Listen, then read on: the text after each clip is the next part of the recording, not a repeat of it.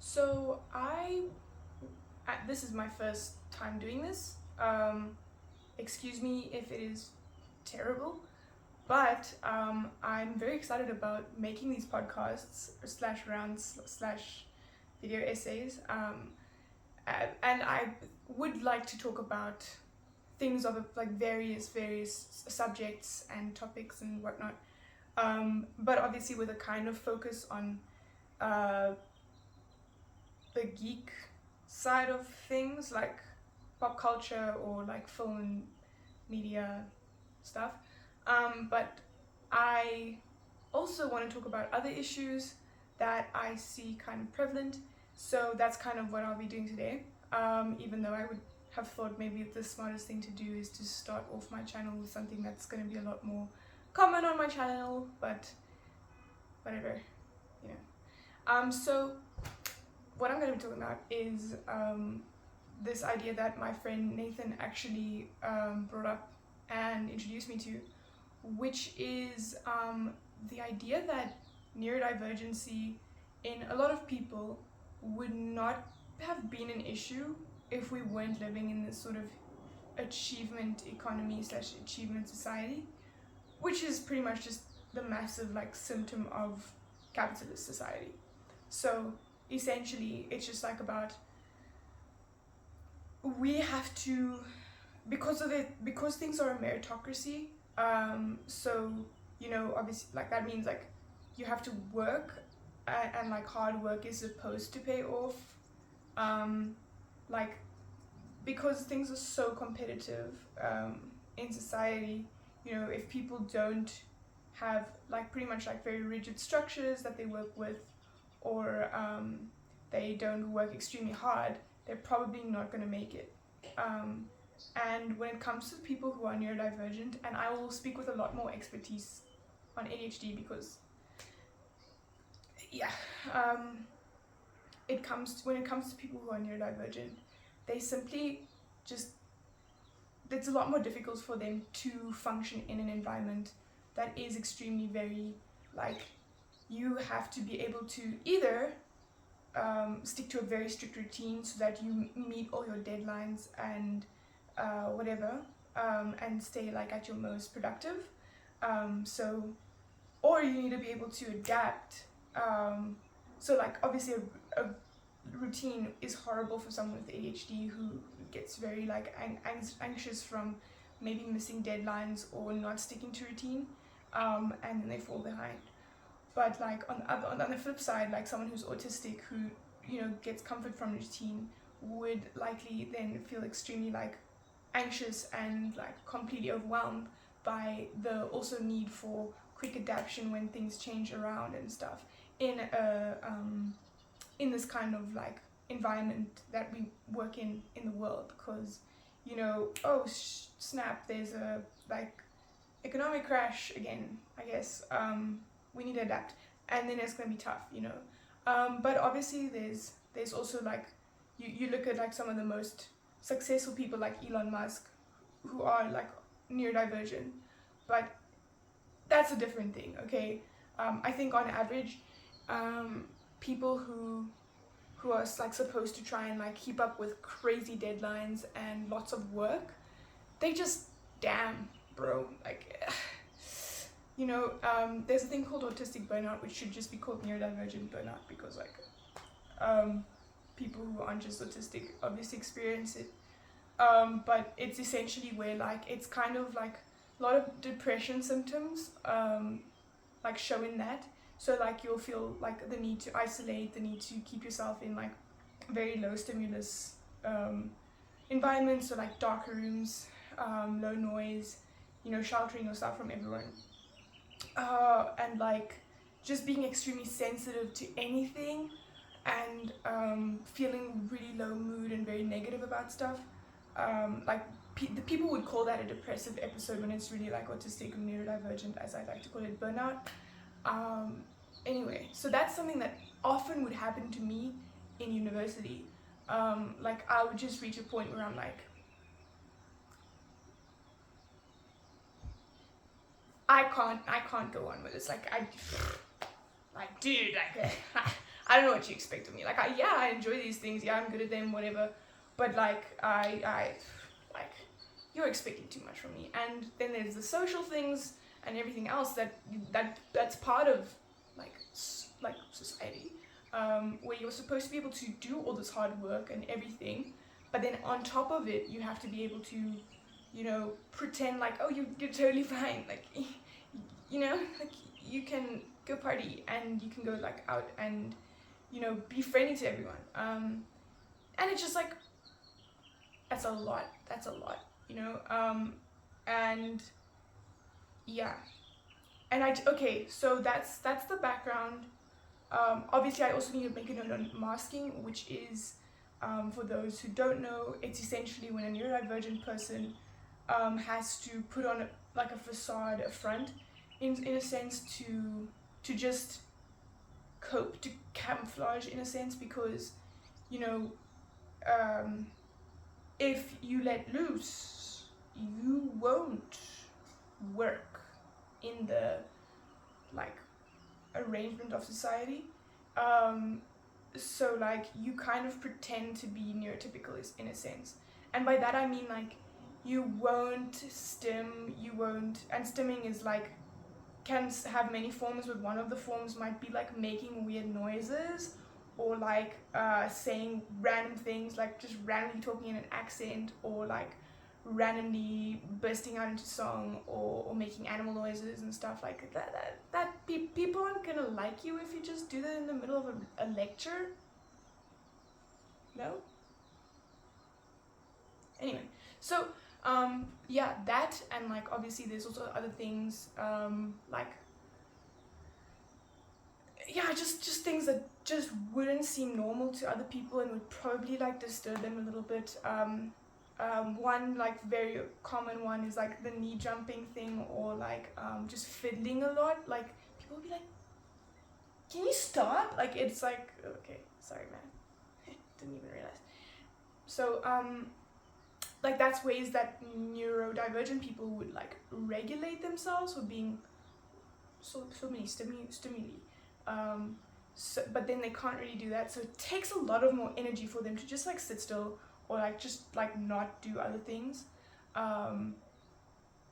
Yeah, so like that's one aspect of masking. Another aspect is just like trying your best to just understand social cues and understand like social norms and stuff like that, and just you know, when someone says something to you that you genuinely don't understand or something, but you know, like they just expect you to understand this or something, you'll just be like, yeah, okay, cool. Or like you'll just or maybe it's not something that you don't understand, but it's just something that does not really come naturally to you, but you've kind of taught yourself to be okay with that and to understand that. So yeah, I mean, I think like a lot of neurotypical people even can like to a certain extent understand masking when it comes to maybe being with an older generation, or being in certain spaces. I myself would say being at church, definitely that's a high masking place for me, because like I'm queer, I'm look like this, I guess, and you know, when I'm speaking to people who you know, have different views about Christianity, or like who I don't know, are just kind of conservative as well, because unfortunately like that's just the reality. A lot of Christians are quite conservative and often quite close-minded. You know, it's very difficult for me to not just start like so like yeah, you know, or like with all the family members that you don't necessarily see eye to eye with or don't feel comfortable with, you're gonna have to mask. You're gonna have to be like, yeah, no, yeah, my friends are so fine, yeah, I'm studying this, oh yeah, I know it's kind of a weird thing to study. I'm sure like many people can relate to that, and that's essentially masking, is like pretending you're fine with something, pretending like to be interested in something when you're not. But like for neurodivergent people, that's like constantly when you're kind of like in a space that's not maybe a comfort space, like your friend group or like your room. So yeah, now that there's that background, so I think that you know, in a lot of these capitalistic I mean that's everything, so I can't say environments, but in general, you know, like, since we have to perform and because we have this meritocracy thing, it's like, would neurodivergency really exist or really be an issue? Would we be diverging if there wasn't a system in place? And I mean, obviously capitalism isn't the only thing. I know that there's also, you know, rigid working schedules and systems in, say now, Soviet Russia. There was definitely like also things where you don't really have the freedom of like just chilling or whatever, taking a break when you feel overwhelmed. Like, I'm sure that was not a thing. So I'm just saying currently, like, my experiences with capitalism and stuff, because of the meritocracy thing, is like, and it's like, you know, you even like social media and stuff, you're constantly told like, you know, you have so many things to do and you can do it. You absolutely can do it. And like, you can do it. But like, actually you can't. Like, you just can't. But you then also internalize this thing of like, oh, I have to be able to do this, but why can't I? Like, why, you know? But it's actually just not natural. Like, it's just not. Like, we should not be having to work that hard and like constantly, but we have to, and like, that's gonna lead to so much burnout. That's gonna lead to so much like just not being able to cope. And like, I mean, when I had to do my diagnostic thing for getting diagnosed, one of the major things was like, are you struggling? Are you struggling? Are you struggling? And it's like, I'm struggling. I am. How's your marks though? Oh, they're fine. They're fine. Oh, but then you're fine. You're fine. Like, you have pretty like mild ADHD, and I'm like, girl. I don't think so. My executive function sucks. I'm not coping. My mental health is bad. But because you're like still performing well, like the whole thing of autism, of ADHD is like, are you coping though? But then you're fine. You're fine. You're masking. You're high functioning. You're like, you know, getting good grades. You're fine. Like, you're not a real ADHD, or you're not like a real autistic. Like, it's so invalidating and it's so stupid. But at the same time, it's like, you know, that just shows you the true nature of this thing. Is like, neurodivergency, you're only diverging because you're not performing. It's like a total, like, even like all these pills and shit that you have to be prescribed, it's so that you can perform in the economy. It's so that you can contribute and make profits for the economy. Like, if you're not going to be able to create profit, if you're not going to be able to contribute, then like, you can't be part of society. So all these medications and stuff and all these like things is so that you can pretty much just contribute monetarily to society, so that you can work, you know. So even though ADHD and autism is so much more, and there's so much more mental strain that comes from many other things, it's kind of like they only like think you need help when you're not performing well in school or in the workplace. So like, you know, I think like this divergence thing, it's like, it only really exists so that, you know, they're like, oh, these people are struggling to make us profit. Crazy. We should probably look into that. Like, how can we make them functioning members of our capitalist society, and stuff, right? And I think that a lot of people who would have probably just gone under the radar, which is like a positive and negative thing, honestly. Like, it's a mixed bag, because obviously getting diagnosed, there's a lot of things that you learn about yourself and stuff, right? But at the same time, you do feel that obvious, like, oh, I'm different, like, I'm actually different, that's crazy. And I don't think there would be that divergence, there wouldn't be that like difference. I think a lot of people are like realizing now a lot more that like, oh, they just aren't coping, and they are probably then like neurodivergent because of this like growing need for performance, for doing everything, for like making the most of like getting like a retirement, like to a retirement level by like 40. So being famous by 20, like we are like perpetually like oozing our soul out just to try and like, you know, make it. And like making content is another thing, like for a lot of content creators, like the Matrix right now. But anyway, for a lot of content creators, it's like, you know, you don't actually have the energy to like continue and create more stuff, but like you have to, because you're gonna lose your status, you're gonna lose followers, you're gonna lose attention from other people if you don't keep doing it. And you know, that's another thing, is like you know, this achievement society we live in, like you have to keep achieving, you have to keep achieving followers, you have to keep achieving good grades and money and a greater salary and stuff. It's like constantly, and you, like everyone's just telling you, you can do it, you can do it, you can do it, but like when you can't, you're like, something is wrong with me. And I think it's only because of this, low-key, like that we actually have lots of people being divergent, being neurodivergent. Like I don't think neurodivergency or whatever would be much of a thing.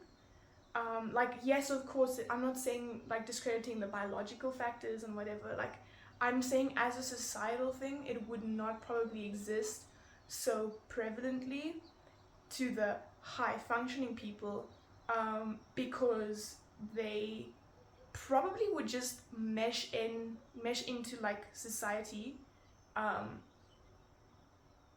They would probably just be like part of society, like totally fine, if things were just a lot easier. Like I genuinely think like it's probably only very people that are very on like a much more intense side of, say now, the autism spectrum, who would probably stand out. And it's like, you know, even there, I think it would have been like life would just have been a lot more accommodating to those people, finding their own thing and like, you know, doing things their way. But now it's like, oh, why aren't you like normal? Like why aren't you just like, why can't you keep up with this? But I think like, and I think the trend is that a lot of people who are currently neurotypical will eventually be neurodivergent, because they'll see that with the rate that things are going at, with the demands that are being asked of us, like people are just gonna like not cope. And I think it's gonna become like a much greater like thing of like a huge like portion of the world's population is gonna be neurodivergent, to the point that at some point we're just gonna realize that the working system does not work, and like I don't know, like humans aren't made to function in that kind of system. And I think right now that's already the issue, but like a lot of people are just more malleable, I guess, and they are just like somehow coping. But I think like you just see like depression rates and stuff going up so much that I think like depression is almost like a form of like neurodivergency that can be like achieved. It's not the right word, but it's like, it's almost like basically you're experiencing a lot of the stuff that a neurodivergent person would already experience, but you're now a neurotypical person who has developed depression. I hope that makes sense. Please also sure come at me with like medical papers and stuff. I'd love to learn more, but this is all just like my observations, my experiences. And I do think that like depression rates are at an all-time high, because societal like expectations are at an all-time high, and because like yeah, working expectations are at an all-time high. Like I don't think that most people are happy doing their jobs if they're like, you know, the general kind of 9 to 5. Obviously you get like jobs that are becoming a lot more accommodating, but like, so I hope that makes sense. I'm going to reiterate some of my points now. Essentially I'm saying that neurodivergency would not be a diverging thing as much if society didn't make people, like if society didn't ostracize people, if society didn't make people seem like they aren't like normal. Because the only reason that a lot of people like myself, like friends I have, are realizing they're neurodivergent is because they're realizing, oh, why am I not coping? But like a lot of other people are just coping. Like they're not coping, but they are coping, you know? Like why is this affecting me so much heavier than other people?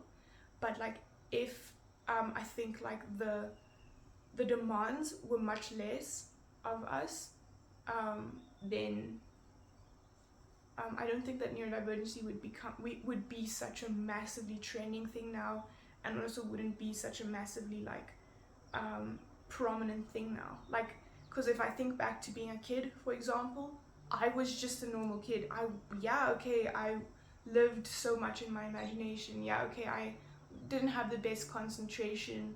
I thought I was a mermaid, like for real. And then I thought I was a vampire. But you know what? I was a normal kid. Like I was just considered a kid with a wild imagination. But the moment that more things were starting to be expected of me, both like socially, as a woman, and then also like on top of that academically, I started seeing like, this is tough, you know. So yeah, I think like if you take like your experiences as a child, and you take your experiences as an adult, for a lot of neurodivergent people, especially of the high functioning kind, and I say this because I don't like the term, I think it's more high masking than high functioning, but anyway, I think for a lot of high functioning folks, like you would probably not be considered neurodivergent or whatever if the system was different. So I think like to a large extent, because of that, neurodivergency is just a social construct. Again, not to discount the biological factors, not to discount experiences, but I don't think these experiences would be there for a lot of people if the system wasn't so crazily demanding.